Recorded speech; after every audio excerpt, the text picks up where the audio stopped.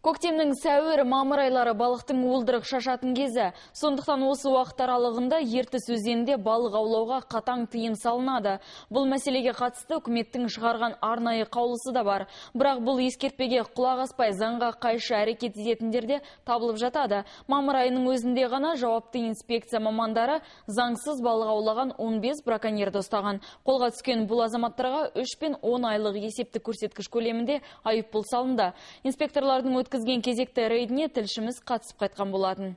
Ертіс тоғайының жалпы көлемі 304 мың гектар аумақты құрайды. Инспекция мамандары осы аймақты күндіз-түні күзетте ұстауда. Өйткені балықтың қазір уылдырық шашатын кезі. Сондықтан 10 мамыр мен 20 маусым аралығында Ертіс өзенде балық аулауға тыйым салынады. Десе де тиісті сала мамандардың ескертуіне құлақ аспай, жағада қармақ салған тұрғындар көптеп кездеседі. Мәселен, демалыс күнгі рейд барысында заңсыз балық аулаған 5 адам анықталды. Нәтижесінде 10 шақты хаттама тіркеліп, оларға айыппұл салынды. Бүгінге дейін 15 материал тіркелді. Ал жыл басынан бері суда түрлі ережені бұзған 100-ге жуық іс анықталды.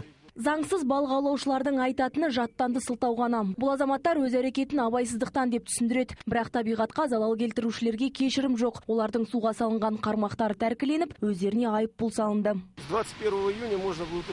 21 маусымнан бастап тұрғындарға кез келген жерде балық аулауға болады. Ешқандай рұқсатсыз 5 килограммға дейін балығыңызды аулап кете барасыз. Бүгінде Ертіс өзенінің жағалауын Павлодар облыстық орман және жануарлар әлемін қорғау мекемесі де бақылауда. Мамандардың айтуынша тұрғындардың көбі қауіпсіздік шараларын сақтамайды. Өзен бойында от жағатындар да кездеседі. Ондайларға 180 мың теңге көлемінде айыппұл салынады. Сала мамандары тұрғындарды табиғатқа жанашырлықпен қарауға шақырады. Разведение огня на территории опыты.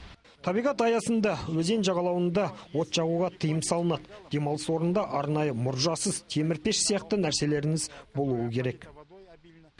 Атап өту керек, рейдке балық инспекторлармен бірге табиғатты қорғау полициясының мамандары да қатысады. Бірлескен еңбек өз жемісін беруде. Әйгерім Шакаманова, Ерады Жүсупова, Ниязбек Смағұл, Ертіс информ.